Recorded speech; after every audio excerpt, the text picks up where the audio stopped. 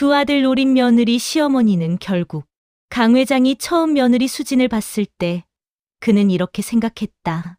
참 단정하고 얌전한 애구나. 수진은 첫 인상부터 완벽했다.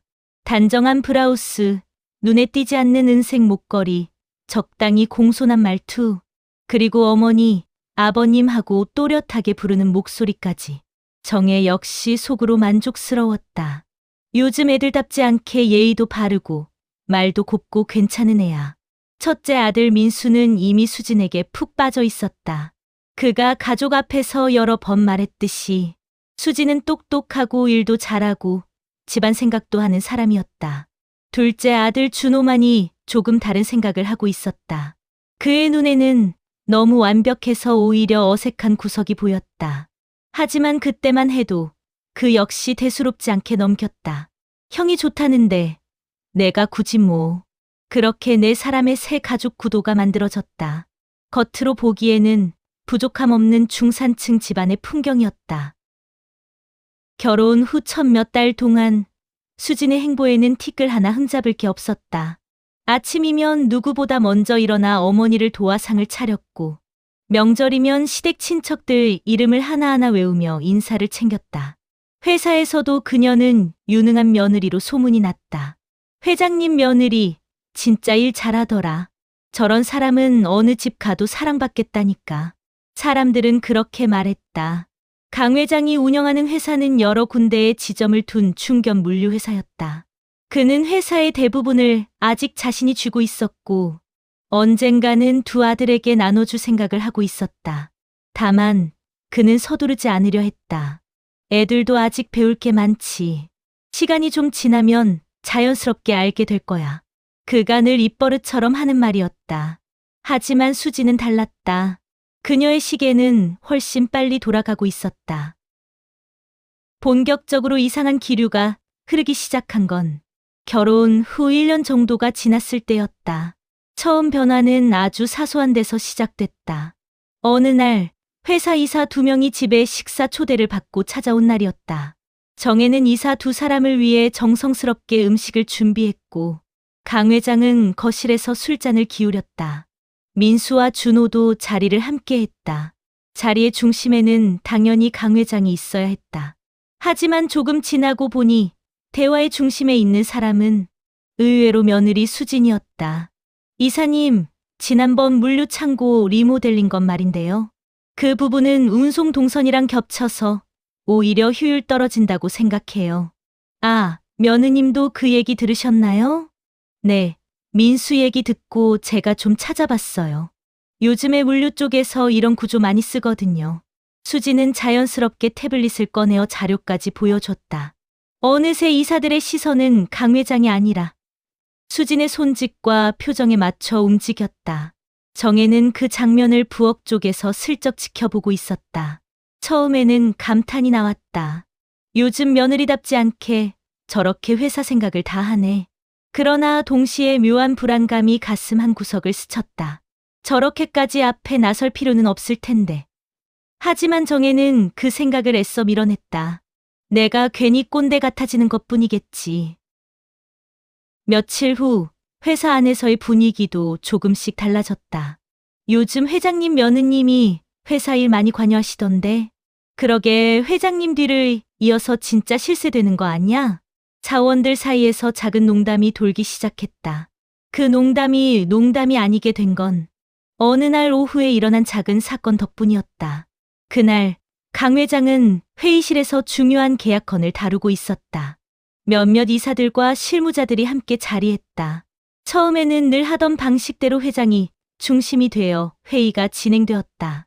그런데 중간에 문이 열리고 수진이 서류 몇 장을 들고 들어왔다. 아버님, 죄송해요. 잠깐만요. 그녀는 자연스럽게 회의실 안으로 들어와 이사들의 얼굴을 하나하나 바라보며 밝게 인사했다. 저 지난번에 말씀드렸던 자료 정리해왔어요. 지난 분기 손익 비교표랑 창고 리스크 관리 플랜이에요. 이사들은 서로 눈치를 봤다. 애매한 표정. 그러나 누구도 수진을 말리지 않았다. 회장은 그저 묵묵히 그 서류를 받았다. 겉으로 보기에는 자연스러운 하나의 도움처럼 보였다. 하지만 둘째 준호는 달랐다. 그는 회의실 한쪽에서 이 장면을 지켜보며 생각했다. 저건 며느리가 끼어들 일은 아닌데. 수진이 나가고 난 뒤 이사들 중 한 명이 조심스럽게 말했다. 회장님, 며느님이 공부를 많이 하신 것 같습니다. 경영 쪽으로 관심이 많으신가 봐요. 그러자 다른 이사가 웃으며 덧붙였다. 뭐, 후계자 되실 분 옆에 계신 거니까요. 미리미리 배우시는 거겠죠.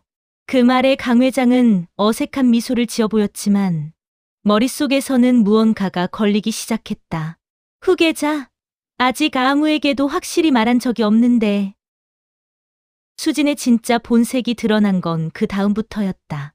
그녀는 먼저 남편 민수의 마음부터 조금씩 무너뜨리기로 했다. 여보, 요즘 아버님 결정 좀 위험하지 않아? 민수는 처음에 대수롭지 않게 들었다. 아버지? 무슨 소리야. 아버지가 얼마나 오래 하셨는데. 수지는 한 번에 강하게 밀어붙이지 않았다. 대신 작은 구멍을 여러 번 내어 균열을 키우는 방식을 택했다.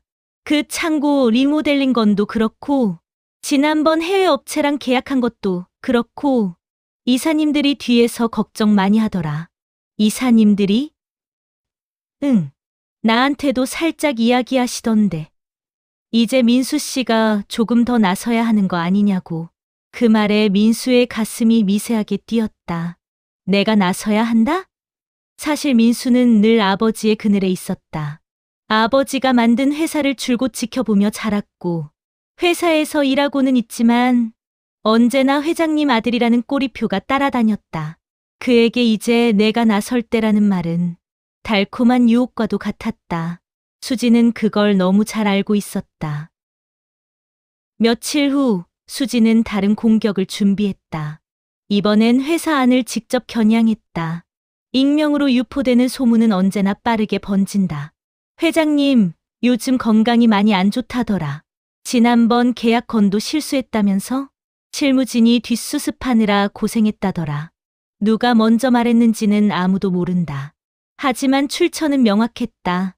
수지는 이사 몇 명과 사원들에게 조금씩 정보를 흘리며 말끝을 흐렸다. 아버님이 요즘 너무 바쁘셔서 제대로 확인 못 하시는 것도 있더라고요. 에이, 그러면 안 되지 않나? 그러니까요. 민수도 걱정이 많아요. 그녀는 항상 걱정하는 며느리의 얼굴을 하고 있었지만 입에서 나오는 말들은 하나같이 강 회장의 신뢰를 조금씩 깎아내리는 내용이었다.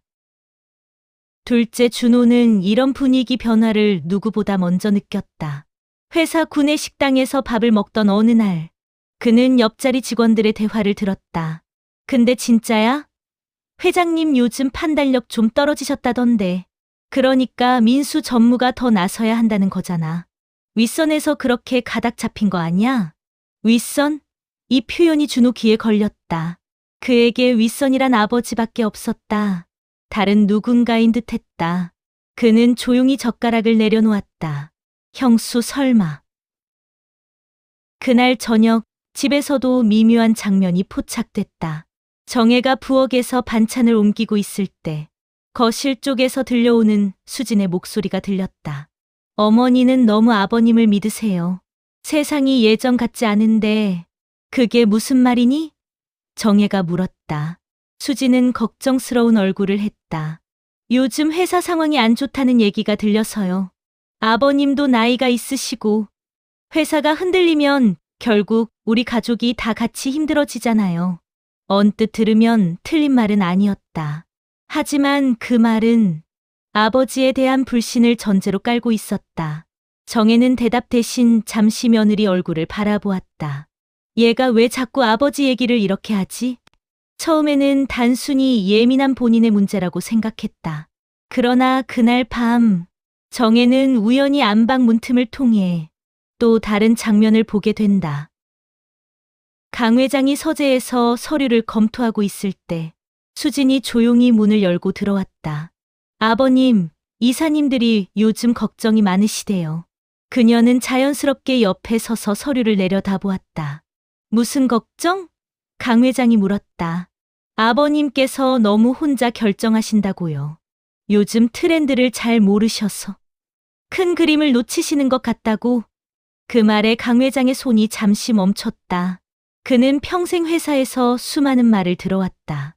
칭찬도, 비난도, 충고도, 조언도. 그러나 며느리 입에서 요즘 트렌드를 잘 모르신다는 말을 들으리라고는 미처 상상하지 못했다. 그런 소리를 누가 했는데? 그의 목소리가 조금 낮아졌다. 수지는 살짝 웃으며 말했다. 아버님, 이름은 굳이 말씀 안 드릴게요. 중요한 건 아버님을 욕하는 게 아니라 회사를 걱정한다는 거예요. 그녀의 말은 늘 그렇게 마무리되었다. 욕이 아니라 걱정, 비난이 아니라 사랑. 그러나 그 껍질 아래에는 조금씩 사람을 무너뜨리는 독이 섞여 있었다. 문틈 사이로 그 장면을 지켜보던 정혜는 손에 들고 있던 수건을 꼭 쥐었다. 예, 우리 남편을 흔들고 있네. 확신에 가까운 직감이 되었다. 수진의 야망은 단지 시아버지를 무너뜨리는 것에서 끝나지 않았다. 그녀는 동시에 형제 사이의 균형까지 흔들려 하고 있었다. 어머니, 솔직히 얘기해도 돼요? 어느 날 저녁, 수진이 조심스레 운을 뗐다. 그래, 말해봐라. 저 준호가 회사에서 뭘 하는지 잘 모르겠어요. 하루 종일 책상에만 앉아 있고, 이사님들도 둘째는 그냥 자리만 차지하는 것 같다고 하시더라고요. 그 말을 듣고 있던 준호는 식탁 건너편에서 숟가락을 내려놓았다. 그는 웃지도 화내지도 않았다. 다만 며느리의 눈을 가만히 바라봤다. 이제는 나까지 건드리는구나. 정혜는 즉시 나섰다. 얘가 어떤 일을 하는지 내가 다 알긴 하니? 준호가 보고서 가져오는 거 너도 몇 번 봤잖아. 숫자 정리도 잘하고 사람들한테 신뢰도 얻고 있어. 수지는 곧장 한 발 물러나는 척했다. 아, 어머니. 제가 준호를 싫어해서 그런 건 아니에요. 그냥 회사에서 들리는 말이 있어서요. 회사 사람들도 결국 가족이니까. 말끝은 언제나 부드러웠다. 하지만 그 안에는 분명한 메시지가 있었다. 둘째는 쓸모가 없다. 첫째만이 진짜 후계자다. 그리고 그 메시지는 목표를 향해 조금씩, 그러나 정확히 날아가고 있었다. 어느 날 밤, 수지는 방에서 혼자 휴대폰을 만지작거렸다. 그녀의 카톡 목록에는 이사들 이름이 몇 개 떠 있었다. 이사님, 내일 시간 괜찮으세요? 조금 상의 드릴 게 있어서요. 이사님, 민수랑 얘기해봤는데요. 회사 미래에 대한 생각이 좀 달라서요. 그녀는 대화창을 닫았다가 다시 열며 문장을 다듬었다. 마치 중요한 연설문을 준비하는 사람처럼. 아버님이 있는 동안에는 민수가 제대로 힘을 못 써요. 그녀는 자신에게 그렇게 되뇌었다. 둘째는 영리하지만 소심해. 대놓고 나서지 못하는 타입이지. 결국 내가 민수를 밀어야 해. 수진의 머릿속에는 이미 하나의 그림이 그려져 있었다. 언젠가 강 회장은 건강상의 이유로 물러난다. 이사들은 안정성을 위해 민수 체제를 지지한다. 그 옆에는 수진이 서 있다. 그 뒤에서 실질적인 모든 결정을 자신이 내린다. 그리고 필요하다면 둘째까지 이용할 생각도 있었다. 그 계기는 생각보다 빨리 찾아왔다. 어느 날 민수가 야근을 하러 회사에 가 있는 동안 집에는 정혜와 준호, 그리고 수진만 남아 있었다. 준호야, 너 요즘 힘들지? 수진이 먼저 말을 꺼냈다. 그녀는 평소보다 조금 더 부드러운 목소리를 쓰고 있었다. 왜요, 형수님? 회사에서 너에 대해서 안 좋은 말들 들을 때마다 나도 마음이 안 좋더라. 넌 형보다 훨씬 똑똑하고 꼼꼼하잖아. 준호는 고개를 기울였다. 형수님, 언제 제 일을 그렇게 자세히 보셨다고요? 수지는 미소를 잃지 않았다. 나는 항상 보고 있었다니까. 내가 아니면 정리 안 되는 일들 많잖아. 그런데 아버님은 그런 걸 잘 모르시는 것 같아서. 그녀는 슬쩍 아버지까지 끌어들였다. 솔직히 말해도 돼? 내가 회사에서 더 인정받았으면 좋겠어. 꼭 형이 아니어도 너 같은 사람이 회사를 이끌어도 된다고 생각해. 그 말은 누가 들으면 응원처럼 들릴 수 있었다. 하지만 준호는 알았다. 저 말에는 숨은 의도가 있다는 것을 형과 갈라놓으려는 거네. 수지는 더 가까이 다가와 말했다. 준호야, 형이 나한테 의지하는 건 맞지만 때로는 너무 순진해. 회사도 세상도 그렇게 단순하지 않은데 넌 알잖아. 그치? 준호는 그제야 확신했다. 형수는 지금 그에게 형을 대신할 수 있다는 메시지를 은근슬쩍 심고 있었다. 형수님. 그가 조용히 입을 열었다. 전 형 대신 나서고 싶은 생각 없어요. 그리고 저한텐 형이 가족이지 경쟁자가 아니에요. 그 말에 수진의 눈동자가 잠시 흔들렸다. 그러나 이내 그녀는 웃으며 말했다. 그래, 내 성격이면 그럴 줄 알았어. 그냥 형처럼 손해보고 살지 말라는 뜻이었어. 대화는 그렇게 끝났지만 준호는 그날 밤 자기 방에서 한참 동안 잠을 이루지 못했다. 이걸 엄마한테 말해야 하나. 결국 그는 다음 날 저녁 정혜를 따로 불렀다. 엄마, 나 형수 얘기 좀 해도 돼? 정혜는 그 말에서 이미 무거운 기운을 느꼈다. 왜? 무슨 일이야? 엄마도 형수가 아버지랑 회사 얘기 많이 한다고 느끼지? 그렇지. 나도 봤어. 이사들이랑 얘기하는 것도 몇 번 들었고. 준호는 천천히 그러나 빠짐없이 자신이 느낀 것들을 정리해서 말했다. 수진이 회사 안에서 어떻게 소문을 퍼뜨렸는지, 첫째 형을 어떻게 가스라이팅하고 있는지, 자신에게 어떤 말들을 건넸는지. 정혜는 듣는 내내 얼굴이 굳어갔다. 그리고 마지막으로 준호가 덧붙였다. 엄마, 형수. 그냥 형 옆에서 걱정해주는 사람이 아니야. 형을 이용해서 아버지 흔들어서 결국 회사 전체를 자기 손에 넣으려고 하는 것 같아. 그 말은 정혜가 어렴풋이 느끼고 있던 불안을 명확한 형태로 만들어주는 한 방이었다. 그래. 정혜는 잠깐 눈을 감았다가 떴다. 그럼 이제 아버지한테도 말해야겠구나. 그날 밤 정혜는 평소보다 조금 진지한 얼굴로 남편이 있는 서재 문을 두드렸다. 여보, 잠깐 얘기 좀 할 수 있을까? 강 회장은 책을 덮고 아내를 바라보았다. 그의 눈에도 이미 피로한 흔적이 서려 있었다. 왜 그래? 표정이 심상치 않은데. 그리고 정혜는 그동안 보고 듣고 느낀 것들을 남편에게 하나씩 전하기 시작했다. 수진이 회사에서 했던 말들, 아버지를 옛날 방식이라고 평가절하한 대목, 이사들에게 흘렸던 걱정 섞인 듯한 말투, 준호에게 건넨 이간질. 강 회장은 아무 말 없이 듣기만 했다. 그러나 그의 손가락은 테이블 위를 천천히 두드리고 있었다. 그가 깊이 생각하고 있다는 신호였다. 여보, 난 처음에는 내가 예민한가 했어. 정혜가 말했다. 근데 이건 그 수준이 아닌 것 같아. 우리 가족을, 이 집을 쪼개려고 하는 것 같아. 잠시 침묵이 흘렀다. 그리고 마침내 강 회장이 입을 열었다. 나도 이상하다고 느낀 적이 있었어. 그는 천천히 고개를 끄덕였다. 이사들 분위기가 어느 순간부터 달라졌어. 누군가 뒤에서 내 얘기를 하고 있구나. 그런 느낌이 있었지. 그는 의자를 뒤로 젖히며 허리를 펴고 말했다. 좋아. 그럼 한번 확실히 확인해 보자. 며칠 뒤 결정적인 날이 찾아왔다. 이날은 회사의 큰 프로젝트를 두고 이사진과 회장, 그리고 민수가 모이는 자리였다. 수지는 이미 여러 날 전부터 이날을 기다리고 있었다. 오늘 분위기만 잘 만들면 아버님도 결정을 내리실 거야. 그녀는 민수에게도 계속해서 말했다. 여보, 이건 당신이 아버님께 직접 말해야 해. 이제는 제가 책임지겠습니다라고. 그 말 한마디가 아버님 마음을 바꿀 거야. 민수는 불안과 기대가 뒤섞인 얼굴을 하고 있었다. 근데 아버지가 뭐라고 하실지 모르겠어. 당신이 아버님 아들이야. 회사를 지켜야 할 사람. 그 사실만 잊지 마. 수지는 그 말로 남편의 등을 떠밀었다. 회의실 안, 긴 테이블 한가운데에 서류들이 놓여 있었다.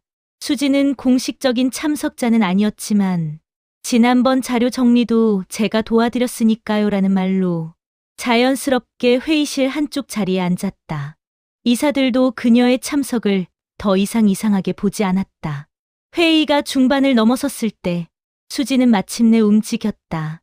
아버님, 이 안건과 관련해서 제가 정리해본 의견이 하나 있습니다. 그녀는 준비해온 서류를 꺼내며 말을 이어갔다. 회사의 안정적인 미래를 위해서 이제는 명확한 리더십 구조가 필요하다고 생각합니다. 이사님들도 다 같은 의견이시고요. 그녀의 시선이 민수에게 향했다. 민수는 목이 바짝 말랐다. 손에 땀이 맺혔다. 수지는 부드러운 미소와 함께 말했다. 민수 씨가, 아니, 민수 전무가 이제 공식적으로 전면에 나서야 한다고 생각합니다. 회의의 공기가 묵직해졌다. 그 말은 사실상 후계자 선언이나 다름없었다. 이사들 몇몇이 서로 얼굴을 바라봤다. 누구는 찬성하는 눈빛이었고 누구는 망설이는 눈빛이었다. 그때 강 회장이 천천히 입을 열었다. 그래, 너희들 생각은 그렇구나. 그의 목소리는 평소보다 한 톤 낮았다. 그래서 오늘 이 자리가 준비됐겠지. 수지는 속으로 미소 지었다. 그래, 이제 마지막만 남았어. 바로 그때 회의실 문이 열렸다. 둘째 아들 준호와 정혜가 함께 들어왔다. 이 장면은 수진도 예상하지 못했다. 어머니? 준호가 여긴 왜? 준호는 말없이 노트북을 회의 테이블 위에 올려놓았다. 강 회장이 고개를 끄덕였다. 그래, 이제 보여줘라. 준호는 준비해온 파일을 열었다. 여기 있는 내용은 지난 몇 달 동안 형수님이 회사 사람들과 나눈 대화 일부입니다. 이사들의 얼굴이 굳어갔다. 첫 번째로 재생된 음성 파일에서는 수진의 목소리가 또렷하게 들렸다. 회장님은 요즘 너무 옛날 방식이세요. 중요한 건 우리가 회사를 지키는 거지. 회장님 자존심이 아니잖아요. 두 번째 파일에서는 이사에게 보낸 카톡 내용을 캡처한 화면이 뜨고 준호의 목소리가 그 내용을 읽었다. 이사님, 솔직히 말씀드리면 회장님 건강도 걱정되고요. 큰 결정을 계속 맡기기에는 위험하다는 생각이 들어요. 민수 씨가 나서야 회사가 안전해질 것 같아요. 세 번째 파일에서는 수진이 준호에게 했던 말이 재생되었다. 솔직히 말해서 너는 형보다 훨씬 낫잖아. 내가 마음만 먹으면 회사를 이끌 수 있는 사람은 너야. 회의실 안이 얼어붙었다. 이사들의 시선이 수진을 향해 일제히 돌아갔다. 민수는 입술을 떨며 그 자리에 앉아 있었다. 그의 머릿속에는 그동안 수진이 했던 말들이 뒤엉켜 떠오르고 있었다. 아버님은 요즘 위험해. 둘째는 쓸모없어. 당신이 나서야 해. 그리고 지금 그 말들이 모두 자신의 야망을 위한 도구였음을 깨닫고 있었다. 강 회장이 자리에서 일어섰다. 그의 눈빛은 결정을 내린 사람의 눈빛이었다. 수진아. 그가 천천히 며느리의 이름을 불렀다. 넌 우리 가족을 살리려고 했던 거냐? 아니면 우리 가족을 이용하려고 했던 거냐? 수진은 얼굴이 하얗게 질렸다. 아버님, 그게 아니고요. 저는 그냥 회사를 위해서. 강 회장은 그녀의 말을 끊었다. 회사를 위해? 그가 비웃듯 말했다. 회사를 위한다면서 내 건강을 운운하고 내 판단력을 문제 삼고 둘째를 깎아내리고 이사들 사이에 소문을 퍼뜨리는 게 회사를 위한 일이라고 생각하니? 수지는 더 이상 말할 수 없었다. 정혜가 그제야 입을 열었다. 나도 처음에는 내가 틀린 줄 알았다. 요즘 젊은 사람들 방식이겠지. 내가 너무 보수적인 줄 알았지. 그녀는 시선을 꽉 모은 채 말했다. 근데 너는 이 집을 존중한 적이 없더라. 이 집을 계단으로만 본 거지. 내가 올라갈 계단으로. 준호도 차분한 목소리로 덧붙였다. 형수님, 저는 형편입니다. 회사 후계자 자리는 형이든 저든 아버지가 정하실 문제지. 형수님이 정할 문제가 아니에요. 마지막으로 모두의 시선은 민수에게로 향했다. 그는 한동안 아무 말도 하지 못했다. 그러다 힘겹게 입을 열었다. 수진아, 우리 이 정도로 하자. 그 한마디에 수진의 눈에서 눈물이 흘러내렸다. 하지만 그 눈물은 이미 아무도 믿어주지 않는 눈물이었다. 그날 이후 수진은 집을 떠났다. 이혼 절차는 비교적 빠르게 진행되었다. 강 회장은 회사 내 규정을 정비하며 가족 구성원이 경영에 관여할 수 있는 선을 더 명확히 정했다. 민수는 한동안 붕 떠 있는 사람처럼 보였다. 하지만 시간이 지나며 그 역시 조금씩 현실을 받아들이기 시작했다. 준호는 형 옆을 떠나지 않았다. 형의 실수를 탓하기보다는 같이 회복해 나가려 했다. 형, 우리 다시 같이 배우자. 아버지한테도 배우고, 이사님들한테도 배우고, 진짜 회사가 뭔지. 강 회장은 두 아들을 번갈아 보며 고개를 끄덕였다. 그래, 회사는 사람이다. 숫자가 아니고, 소문이 아니고, 같이 버텨온 사람들이다. 그는 더 이상 누구에게도 휘둘리지 않기로 했다. 시간이 더 흐른 뒤, 결국 회사의 승계는 둘째 준호에게 돌아갔다. 민수 스스로의 결정이었다. 난 사람을 너무 믿어. 회사의 앞자리에 서기보다는 옆에서 같이 뒷받침하는 게 맞는 것 같아. 준호, 내가 앞에서. 그 말에는 질투도 서운함도 억울함도 담겨 있지 않았다. 그저 자신의 성격과 한계를 담담히 받아들이는 사람의 목소리였다. 강 회장과 정혜는 그 선택을 존중했다. 늦은 밤, 정혜와 강 회장은 거실에서 나란히 앉아 TV를 보고 있었다. 우리 잘 버텼지? 정혜가 조용히 물었다. 그래, 강 회장이 대답했다. 가족을 지키는 건 결국 이렇게 버티는 거더라. 그는 아내의 손을 한번 꼭 쥐었다. 며느리의 야망은 결국 이 집을 흔들지 못했다. 가면 뒤에 숨은 손은 한때 사람들을 헷갈리게 했지만 결국 진심과 시간 앞에서 드러나게 되어 있었다. 가족을 이용하려 했던 사람은 혼자가 되었고, 가족을 지키려 했던 사람들은 서로를 붙잡고 다시 일어섰다.